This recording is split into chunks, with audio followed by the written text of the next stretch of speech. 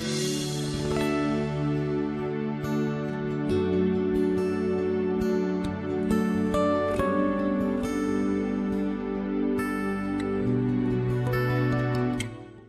잘못 보는 것이 있습니다.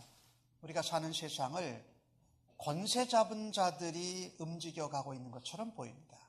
근데 사실은 그렇게 보여도 하나님의 권세로 하나님이 건주신 그리스도의 백성들을 사용하셔서 하나님이 이끌어가고 계시다라는 것입니다. 우리가 살고 있는 나라는 세상의 나라입니다. 세상 나라 가운데에서 그리스도의 백성들이 그리스도의 나라를 살아가고 있는 줄로 믿습니다.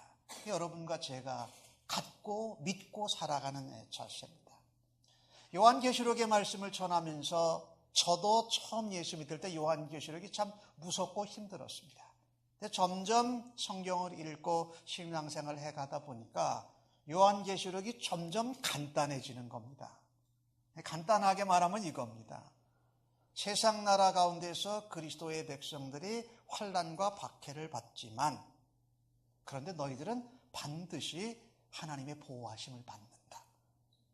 근데 우리가 예수를 믿으면서도 이 심판과 징계를 받는 그 사건을 너무 크게 생각하는 것 같아요. 그래서 요한계시록의 핵심을 자주 놓쳐버리지 않는가 하는 겁니다. 오늘 요한계시록 9장과 10장, 11장을 보면은 이런 말씀이 있습니다. 화로다, 화로다, 화로다. 이 화가 3번이 오는데요. 첫 번째 화는요, 첫 번째는 7인을 떼는 재앙이잖아요. 그러니까 거기는 말하자면 부분적이었어요. 4분의 1 정도. 사람에게 직접 아니고 자연에게 피해를 주는 7인 재앙이 나옵니다. 그리고 7번째 인을 뗄 때는 두 번째 재앙인 7 나팔 재앙으로 연결되어집니다. 그런데 두 번째 나팔 재앙 중에 5번째 재앙이 아주 우리에게 놀라운 말씀을 전합니다. 하나님의 인을 맞지 않은 사람들이 괴롭힘을 당한다는 겁니다. 그것이 뭐냐면 황충이 전갈과 같은 권세를 가지고 5달 동안 예수 안 믿고 하나님을 대적하는 사람들이 괴롭힘을 당하는데 죽이지는 않습니다. 아주 죽고 싶을 정도로 괴로움을 당한다는 겁니다. 누가요? 대답하세요. 하나님 안 믿는 사람들이요. 그러니까 하나님 믿는 사람들은 어떻게 해요? 하나님의 인을 보증을 받았어요. 그러니까 그 재앙과 화를 당하질 않아요. 그런데 뭐는 당할까요? 그 사람들이 괴롭힘 당하고 그런 환경 가운데 있는 어려움은 우리가 겪어요. 그죠? 그것으로부터 해방되는 것은 아니에요. 근데 우리에게 직접 화는 없어요. 그러니까 그걸 무서워할 필요가 없다라는 거예요. 그다음에 두 번째 화가 뭐냐면요. 6번째 나팔 소리가 날 때입니다. 유브라데에 묶였던 4천사가 풀려나면서 두 번째 화가 시작됩니다. 엄청난 마병대가 불과 유황과 연기 재앙으로 사람의 3분의 1을 죽입니다. 이제는 아까는 괴롭게 했는데 3분의 1을 죽이게 됩니다. 그런데 사람들이 3분의 1, 하나님 믿지 않는 사람들이 죽었는데도 회개하지 않습니다. 하나님께 돌아오지 않습니다. 여전히 더 우상숭배하고 살인하고 도둑질하면서 계속적으로 범죄를 취하는 것이 두 번째 화입니다. 예수 안 믿는 사람들이 당하는 겁니다. 여러분과 저에겐 이런 화는 없습니다.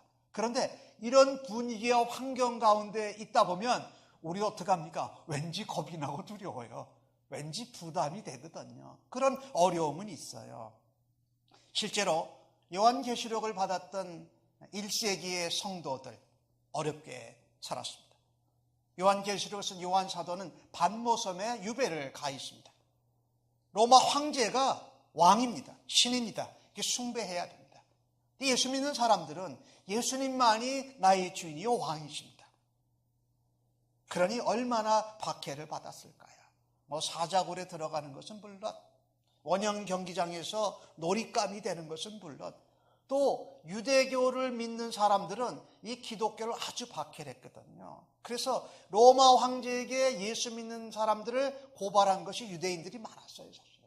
그런 박해를 받는 가운데 있었다라는 겁니다. 한 가지 명심하십시오. 5번째 나팔 재앙, 6번째 재앙, 이것은 우리는 당하지 않는다. 그러나 그 분위기와 환경 가운데는 있다.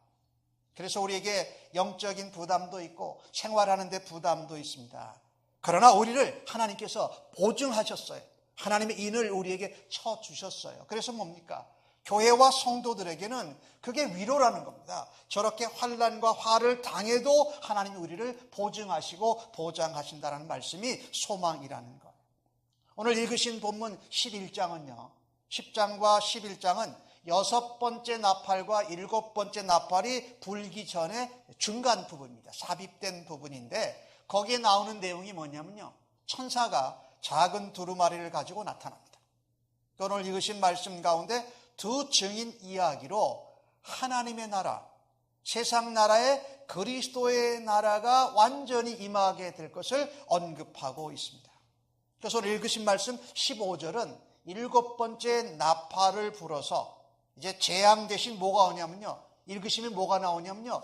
종말론적인 하늘나라가 묘사되고 있습니다. 24장로가 나와서 무릎 꿇고 경배합니다. 거기서 찬양합니다.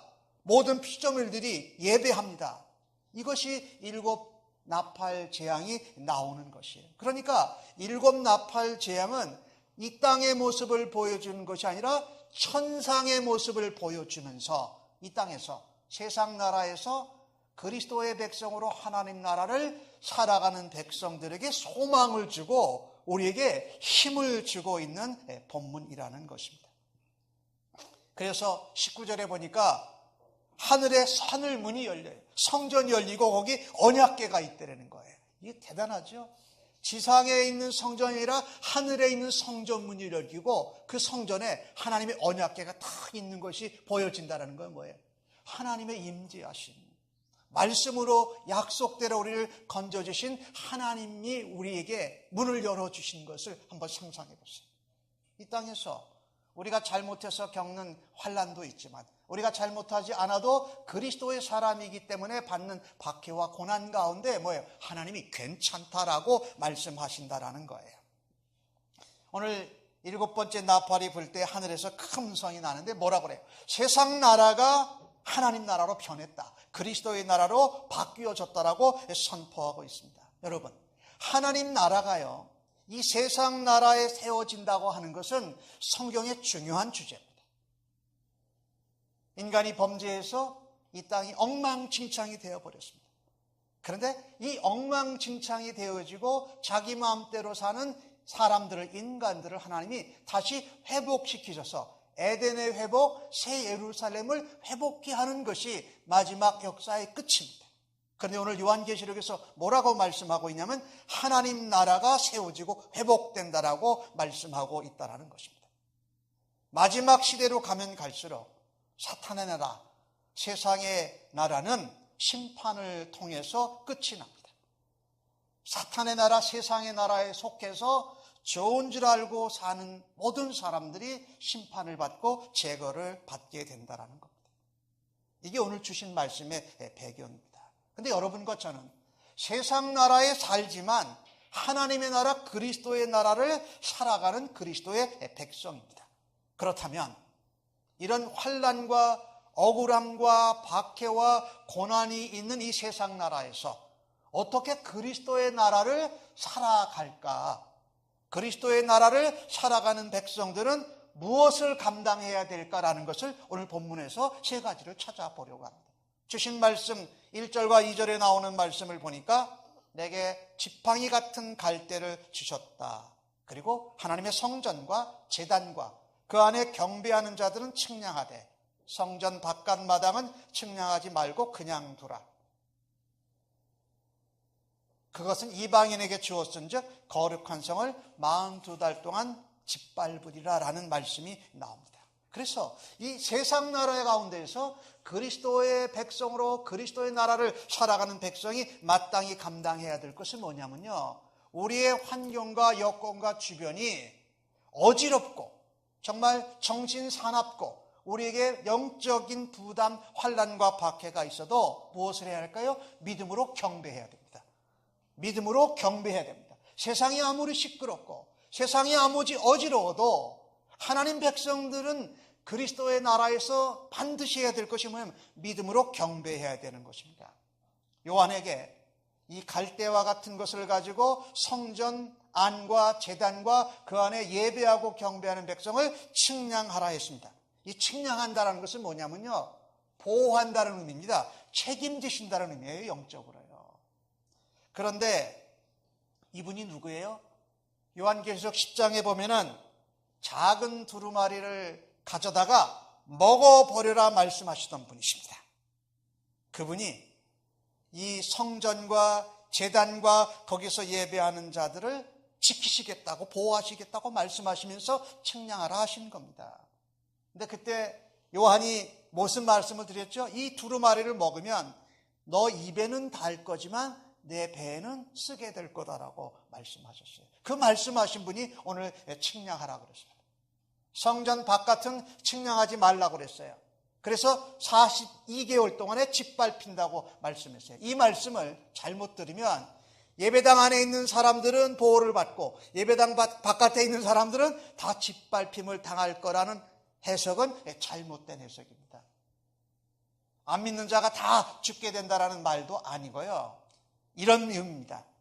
주변이 환난과 박해와 재앙과 고난과 오해가 오더라도 하나님의 영적인 보호하심 가운데에서 믿음의 백성들, 신앙 공동체는 외부의 공격 가운데도 여전히 하나님이 지키신다라는 말씀입니다. 믿으시지요? 아멘. 그렇습니다. 아무리 주변이 어지럽고 혼란스러워도 영적인 믿음의 공동체를 하나님이 반드시 책임지신다. 그래서 그 성전 바깥, 믿음의 공동체 바깥은 그냥 내버려 두라는 겁니다. 그런데 여기에 중요한 것이 있습니다. 우리가 하나님의 인치심을 받고 하나님이 보호하시지만은 그것이 우리로 하여금 고난과 박해와 환난과 오해와 재앙으로부터 면제받는다라는 것은 아닙니다. 재앙과 심판과 환난과 박해가 있는 가운데 오히려 박해와 고난을 받으면서도 하나님이 지키시는 백성이요 하나님의 공동체이신 것을 강조하는 표현입니다. 여러분과 제가 사는 이 세상에서 하나님 나라는요, 교회가 환난과 박해가 없습니까? 예수 믿는 성도들이, 신자들이 환난과 박해와 오해를 받지 않습니까? 아닙니다. 요즘 우리가 교회가 당하고 있는 것을 보세요. 작은 것 하나 교회가 잘못한 것이 나타나면 이게 어디서 나타나는지 모르겠어요. 벌떼 같은 사람들이 몰려들어가지고 교회가 완전히 다 잘못한 것 같이 이렇게 만들어버리는 시대에 살고 있습니다. 예수 믿는 사람들이 사실 어떤 누구보다도 가난하고 굶주린 사람, 아픈 사람들을 돌보고 섬기는 퍼센테이지가 제일 많은 사람인 게 예수 믿는 사람들입니다. 예수 믿는 사람들이 뭐 하나 실수 하나 잘못하면 그냥 예수 믿는 것들은 나빠하고선 전부 다 이렇게 오해를 하고 우리를 박해하고 고난하는 시대에 살고 있다는 것입니다. 여러분, 이것을 우리가 깨달아야 될 것이 있습니다. 예수 믿는 사람들, 또 신자들이 모인 교회 공동체는 세상에서 필연적으로 더 환난과 박해와 오해를 당하게 되는 사람들입니다. 이걸 우리가 알아야 됩니다. 이걸 인정해야 돼요.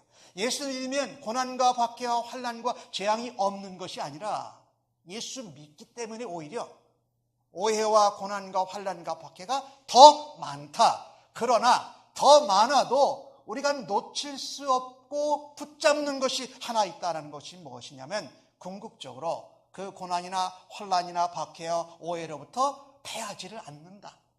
왜? 하나님이 지키시고 하나님이 인치시고 하나님이 측량해서 보호해 주시기에 우리는 넘어지지 않는다라는 겁니다. 이걸 믿으시는 여러분과 저가 되어지기를 주님의 이름으로 간절히 축복합니다. 일시적으로 우리가 사방으로 우겨싸임을 당할 수 있습니다. 공격을 받을 수 있습니다. 그런데 어때요? 주님의 보호로, 주님의 인치심으로 우리는 보존되고 반드시 승리한다. 바울이 그 고백을 하잖아요. 로마서 8장 가운데. 여러분, 이렇게 고난과 박해와 오해와 어려움을 당하면 우리는 어떻습니까? 무슨 생각이 제일 많이 드나요? 예수 안 믿었으면 차라리 나을걸 이런 생각이 들잖아요. 예수 믿어서 더 오해와 고난과 박해가 있으니까. 그러면서 우리의 생각이 들으면 그거 예수 믿는다고 나 말하지 말아야지. 내가 교회 가서 예배하고 교회에서 충성 봉사하던 거 이렇게 시끄럽고 마음이 정신이 안정이 안 되면 하지 말아야지라는 쪽으로 연결이 된다는 거예요. 근데 오늘 주신 말씀은 뭐라 그랬느냐? 그 하나님 성전과 제단과 경배하는 자들을 하나님이 측량하셨기에 그럴 때일수록 어떻게 해요? 더 믿음으로 예배하고 더 믿음으로 경배하는 것이 이 세상 가운데에서 그리스도의 나라를 살아가는 그리스도의 백성인 줄로 믿습니다. 여러분, 이게 얼마나 중요한지 몰라요. 신자들이 당하는 박해는 이 세상에서 아직 구원받지 못한 사람들을 하나님이 건져내시기 위해서 재난과 경고와 징계를 통해서 그들을 인도하시려고 하는 가운데 우리가 겪는 가슴앓이에요, 사실은. 우리가 안 겪어도 되는 어려움이고요. 우리가 가슴 아파 안 해도 되는 그런 어려움과 오해와 환난인데, 재난, 심판, 경고를 통해서 예수 안 믿는 사람들이 돌아오도록 하나님이 아직도 기회를 주고 계신 그 기간 중에 우리가 그리스도의 사람으로 세상 나라에서 같이 발붙이고 살기 때문에 우리가 겪는 육체적인 어려움, 마음과 영적인 가슴앓이일 뿐이라는 거예요. 그것이 우리를 어떻게 할 수가 없게라는 거예요. 패역한 사람을 돌아오게 하는데 주님의 역사가 있습니다. 그런데 그 가운데 생기는 게 경고에 제대로 반응하지 않으면 징계를 받습니다. 돌아오지 않으면 마지막 심판 때까지 어려움을 계속 겪게 됩니다. 이미 예수 믿고 구원받은 백성들만 생각한다면 세상은 지금 바로 심판해도 하나님 아무 잘못한 것이 없어요. 근데 구원받은 백성들만 생각하시는 하나님이 아니라 아직도 구원받지 못한 백성들이 일곱 봉인 심판을 받고서도 여전히 우상 숭배하고 회개하지 않고 돌아오는 백성들이 있다는 겁니다. 돌아와야 될 사람들이 있기에 환난과 박해를 예수 믿는 여러분과 저도 우리가 잘못한 것도 있지만 잘못 안 한 것을 통해서도 우리가 환난과 오해와 박해를 받게 된다는 겁니다. 우리가 예수 그리스도의 사람으로 이 땅에서 살아드릴 때에 필연적으로 세상 때문에 세상에서 아직도 하나님을 대적하는 사람들로 인해서 우리의 마음이 힘들고 우리의 육신도 같이 어려움을 당해요. 여러분과 제가 예수 믿고 지금 오늘 하나님 앞에 예배하면서 감격하고 하나님의 영광 가운데 거할 수 있는 이면에 누가 있었습니까? 나를 참아주고 나를 도와주고 나를 힘들 때 서포트 해주고 내가 어려운 일이 있을 때 같이 가슴 아파하면서 기도해줬던 사람들이 있지 않나요? 우리가 철도 없고 무식하고 폐역된 자리에 있을 때에 우리를 위해서 누군가의 가슴이 멍들었던 것을 우리는 잊지 말아야 됩니다. 그것이 아버지 어머니일 수도 있고 내 친구요 형제일 수도 있고 그것을 묵묵히 참아주고 인내해주고 겪어준 분들이 있어서 오늘 여러분과 제가 그래도 믿음이 좀 성숙하고 철이 든 사람으로 신앙생활을 하고 있는 것입니다. 성숙한 그리스도인들, 나를 예수께로 인도해 주셨던 분들, 나의 부모님들, 형제여 친구들이 있었다라는 겁니다. 누구보다도 하나님께서 예수 그리스도 그분께서 여러분과 저를 참아주셨어요. 인내해 주셨어요. 묵묵히 기다려 주셨어요. 그래서 오늘 이 자리에 우리가 있을 수 있다는 겁니다. 그렇다면 심판이 오고 징계하고 재앙이 오는 이 가운데 이제는 누구가 섬길 차례냐? 여러분과 제가 섬길 차례라는 거예요. 우리들이 아직 세상 가운데 심판받아야 될 사람들을 위하여서 그들이 재앙과 환난과 어려움에 고난하고 박해를 받을 때 나는 아니다라고 그들을 못 본 채 하는 것이 아니라 나도 이렇게 대접을 받으면서 내가 예수 믿고 이 자리에 섰지. 누군가가 한 영혼이라도 더 예수님께 돌아올 수 있도록 하기 위해서 반드시 그리스도의 나라의 백성들은 그 환난과 오해와 박해를 인내함으로 견디어내야 하는 줄로 믿습니다.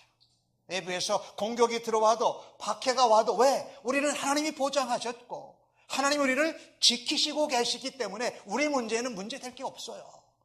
저 아직 구원받지 못하고 심판과 징계로 멸망하게 될 백성들을 위해서 우리가 그 고난과 박해 가운데 저들을 안타까워하고 저들을 도울 수 있으면 도와주는 심정으로 살아야 한다는 겁니다.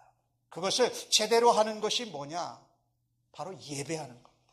하나님을 경배하는 겁니다. 하나님을 찬양하는 겁니다. 세상이 어지럽고 박해와 혼란과 혼돈이 있을 때에 예배하기를 멈추고 하나님 교회를 나오기를 멈추고 하나님을 섬기기를 멈추는 것은 잘못된 생각이다. 오늘 보신 말씀을 보면 그때가 바로 더 예배해야 할 때요. 그때가 더 충성스럽게 맡겨진 일을 감당해야 할 것입니다.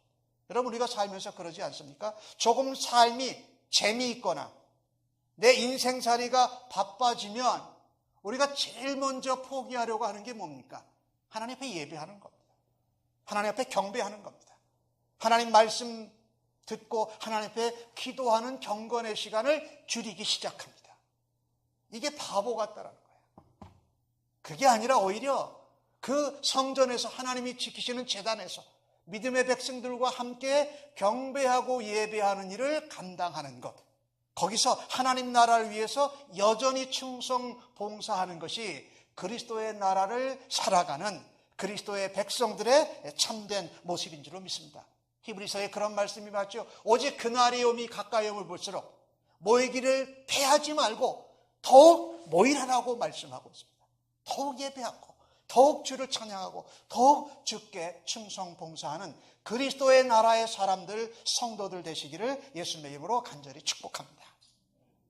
오늘 주신 말씀에 의해서 두 번째로 그리스도의 나라가 교회에 임할 때에 교회와 신앙 공동체 성도가 감당해야 될 것은 뭐냐? 3절과 5절에 나오는 말씀을 보니까 내가 두 증인을 세워서 권세를 주었다라고 말씀합니다.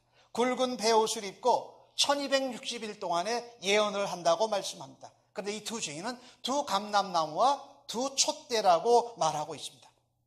그들이 대적자를 만날 때 그들의 입으로 바라면 불이 나가서 그들을 멸하고 그들을 죽이려고 하면 죽이려고 하는 자들이 죽임을 당할 거라고 기록을 하고 있습니다. 자, 그리스도의 나라를 세상 나라 가운데서 살아가는 여러분과 저는요, 대적의 방해와 공격에도 감당해야 될 것이 있습니다. 복음 전파의 사명을 감당해야 합니다. 복음 전파의 사명을 늦추지 말아야 합니다. 두 증인에게 권세를 주셨습니다. 대적자들의 입에서 나오는 불로 그들을 삼킵니다. 환난과 박해와 고난받고 내 마음과 영혼이 피곤한데 내가 뭐 다른 것을 위해서 살겠습니까? 나나 잘 간수하지. 이것이 보통 인간들의 생각, 보통 예수 믿는 사람들의 생각이에요. 근데 오늘 성경은 뭐라 그럽니까? 환난과 박해와 오해와 고난 가운데에도 하나님 어떻게 두 증인을 세우셨다. 두 선지자를 세우셨다. 두 감람나무와 두 촛대를 세우셔서 1260일 동안에 예언하여라라고 말씀하고 계신 것입니다. 이 두 증인은 어떤 성경학자는 모세와 엘리야라고 합니다.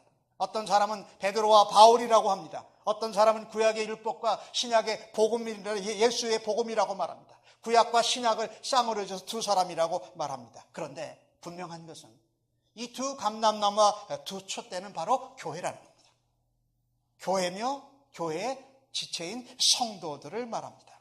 이 감람나무는 뭐예요? 성령을 말합니다. 성령의 권능을 받은 교회의 백성들이, 성도들이, 교회 공동체가 예언하고 예수 그리스도의 복음, 그것을 1260일 동안에, 날수로 3년 반이죠. 그간 동안에 전해야 한다는 겁니다. 왜 하필 둘입니까? 두 사람이 증거하는 것이 진실성 있게 할 수 있는 최소 단위예요. 예수님이 뭐라고 그래요? 두세 사람이 있는 곳에 나도 그들 중에 너희와 함께 있느니라고 말씀하세요. 그래서 이 두 감람나무와 두 촛대는 성령의 기름 부음을 받은 교회와 성도들이 남아있는 기간이 문자적으로 3년 반이지만은 일정 기간 동안에 고난과 박해 가운데에도 하나님을 예배하고 경배하면서 복음 증거의 사명을 죽도록 감당해라라고 오늘 말씀하고 계신 것입니다. 세상에 있는 사람들이 복음을 들었을 때에 그들은 괴로워했습니다.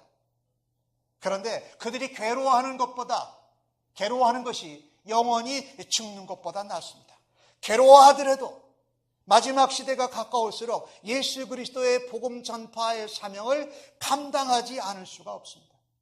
여기 42달이라는 내용이 아까 1절 2절에 나왔는데 42달은 요한계시록에 나오는 1260일 3년 반 이것과 동일한 의미입니다. 근데 우리가 생각해보면 누구를 생각하게 되면 엘리야가 심판자적으로 사역을 할 때 3년 반 동안에 비가 오지 않았습니다. 다니엘서에 보니까 한때, 두때, 반때 이런 때가 있습니다. 그런데 이것을 통틀으면요 무슨 얘기냐면요 예수님이 오셨을 때부터 예수님이 다시 오실 때까지의 기간에 교회는 복음 전파 예언하는 사명을 감당해야 된다. 여러분 이스라엘이요 광야에서 42번 동안 진을 쳤습니다. 그리고 실제 그들이 광야에서 방향했던 시간은 42년입니다. 여기 말하는 42달은 예수님이 오셨을 때부터 예수님이 창조하셨을 때부터 다시 오실 때까지 종말론적인 마지막 시간에 복음을 전하는 일을 교회 공동체가 성도들이 감당함으로 그리스도의 나라의 백성된 것을 감당하고 증거하시는 여러분과 저가 되어지기를 간절히 소원합니다. 예수님은 말씀하셨어요. 추수할 때가 되었습니다. 휘어져 있습니다. 추수할 일꾼을 보내주소서. 바로 그 추수할 일꾼으로 우리 샘물교회가 이 벌링게임 지역에 새로 세워진 이유인 줄로 믿습니다. 여러분과 제가 영혼을 사랑하고 아직도 예수 모르고 사망 가운데 죽게 될 저 영혼들을 향하여서 불쌍히 여기고 긍휼히 여기고 저들이 괴로워해도 듣기 싫어해도 저 한 사람 한 영혼이라도 더 예수님께 돌아올 수 있도록 기다리고 심판을 늦추고 계신 아버지의 마음, 그것을 가지고 복음 증거하는 일의 사명을 감당하는 여러분과 저가 되어지기를 간절히 소원합니다. 이 선지자들이 두 증인들이 죽었더니 즐거워하고 기뻐해서 서로 예물을 주고받았대요. 그런데 나중에 어떤 결과가 됐습니까? 죽은 것으로 끝났습니까? 아니에요. 나중에 이 복음을 전했더니 지진이 나서요. 13절에 나오는 내용인데 성의 10분의 1이 무너졌습니다. 그리고 7,000명이 죽었습니다. 경고죠. 다 안 죽이셨어요. 근데 여러분 이걸 거꾸로 생각해 보면 지진이 나서 10분의 1에 죽은 사람이 7,000명이라면 63,000명의 사람들은 어떻게 해요? 아직 들을 수 있는 기회가 있고 듣고 돌아올 수 있는 찬스가 있다는 겁니다. 그러니 어떻게 해요? 우리는 복음을 전할 사명을 환난과 박해와 오해와 아픔이 있는 가운데에도 그리스도의 나라의 백성답게 복음을 증거하는 일을 감당하는 여러분과 저가 되어지기를 간절히 소원합니다. 그래서 그 선지자 둘이 증인이 무엇을 입었습니까? 베옷을 입었습니다. 저들은 회개할 줄 모릅니다. 주님, 6번째 나팔 재앙을 당하고서도 우상숭배 여전히 하고 도적질하고 남의 것을 해치고 하나님 앞에 배반하고 회개하지 못하는 저 백성들을 우리가 가슴에 품습니다. 우리의 기도 가운데 저들의 이름을 부르짖고 외칠 때에 저들의 마음을 열어주시고 저들의 발걸음을 주님의 집으로 옮겨 주시옵소서. 여러분 이 벌링게임 지역에 우리가 지금 주소 가지고 있는 550 가정을 방문해서 그들의 영적인 상태를 확인하고 믿지 않는 사람들에게는 복음을 전하고 믿는 사람들에게는 축복하고 실망하고 낭망한 사람들은 격려해서 예수 믿고 이 마지막 시대를 그리스도의 나라 백성답게 살아가자고 우리가 격려해야 할 것입니다.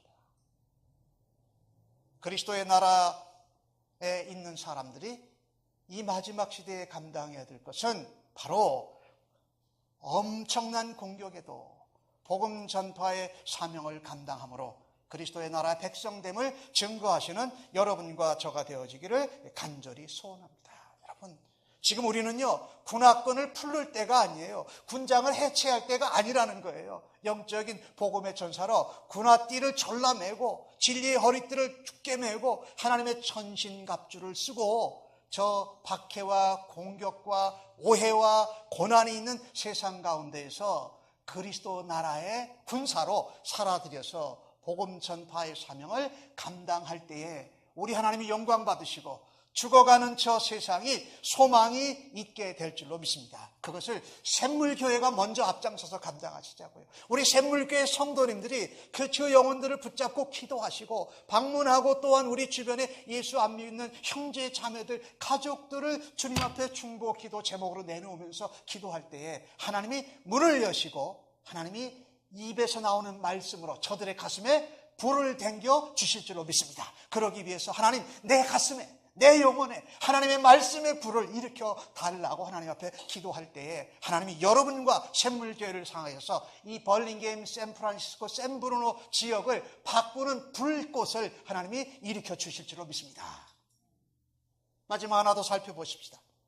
그리스도의 나라가 임할 때에 교회가 감당해야 될 것은 오늘 10절에서 12절에 나오는 말씀을 보니까 두 선지자가 땅에 사는 자들을 괴롭게 한기로 땅에 사는 자들이 그들의 죽음을 즐거워하고 기뻐하여 서로 예물을 보내드리라 하더라. 3일 반 후에 하나님께로부터 생기가 그 속에 들어가매 그들이 발로 일어서니 구경하는 자들이 크게 두려워하더라. 하늘로부터 큰 음성이 이리로 올라오라 함을 듣고 그들이 구름을 타고 올라가니 그들의 원수들도 구경하더라.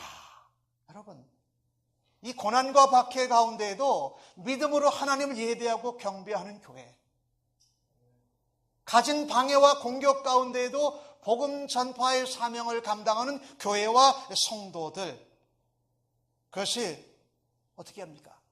그런 교회와 성도들은 고난과 박해와 죽음 가운데에도 멈추지를 않습니다. 그렇죠?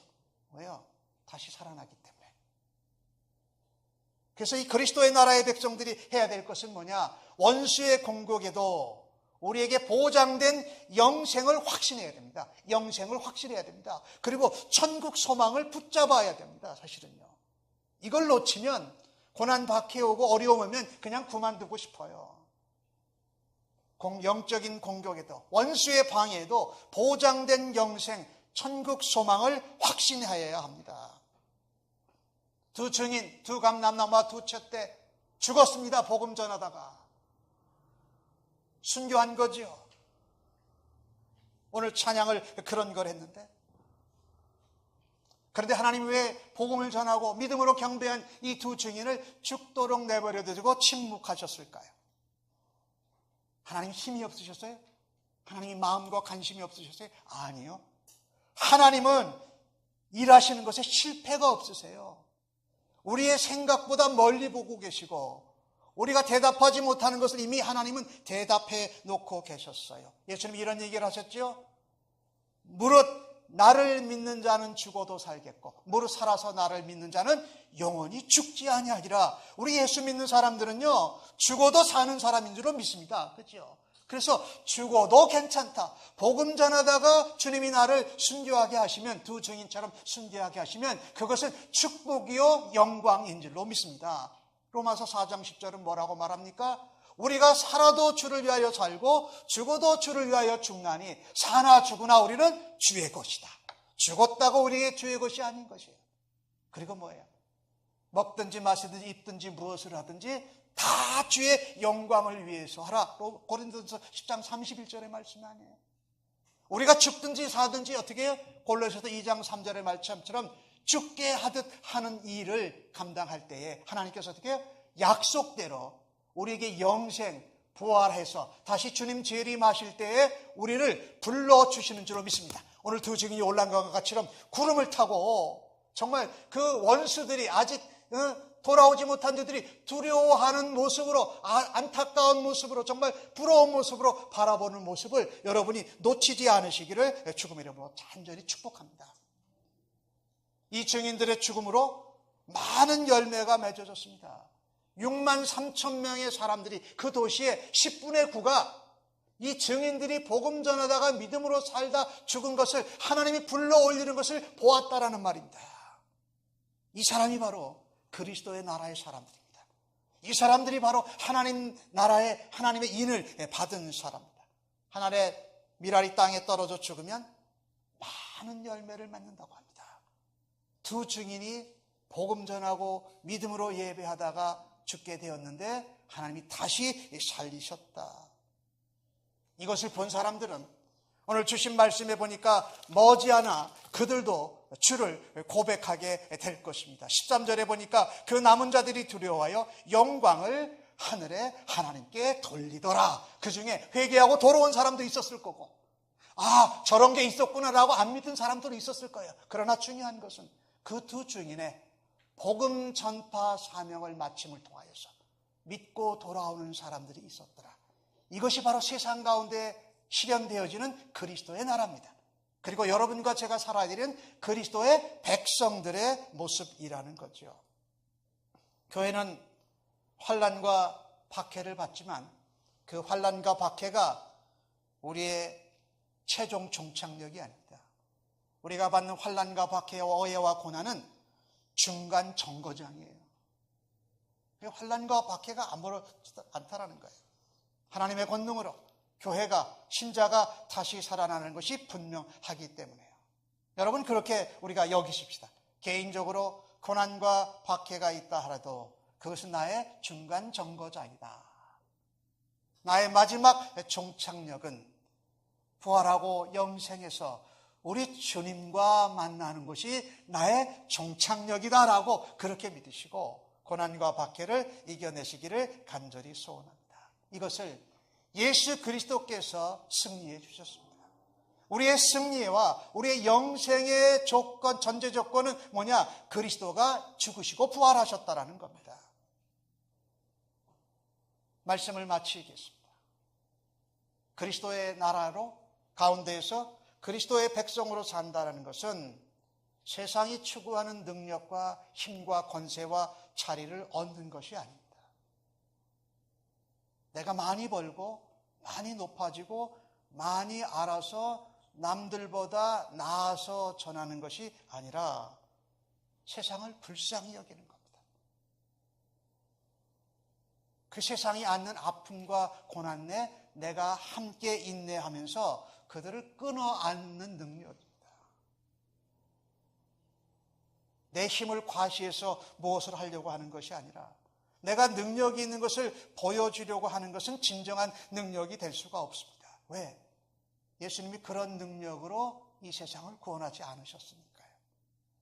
성경이 말하고 예수님이 보여주신 능력은 전혀 다른 능력이었습니다. 자기 희생하고 그들을 불쌍히 여기는 능력이었습니다. 남 위에 올라서는 것이 아니라 오히려 그들 밑에 낮아져서 그들 위해 군림하는 것이 아니라 그들을 불쌍히 여김으로 그들을 돕고 섬기는 능력으로 예수님이 여러분과 저를 건져 주셨다라는 것입니다. 이 어린 양 되신 예수님이 여러분과 저에게 예수 믿고 구원뿐만 아니라 이 땅에서 그리스도의 분사로 살아가는 일을 맡겨주셨고 또 그분이 다시 우리를 맞이하시려고 하늘문을 열어두시고 성전의 언약궤와 함께 기다리고 계신 것을 붙드시면서 세상 나라 한가운데서 그리스도의 나라 하나님 백성들로 살아드리는 여러분과 저가 되어지기를 간절히 소원합니다. 아멘.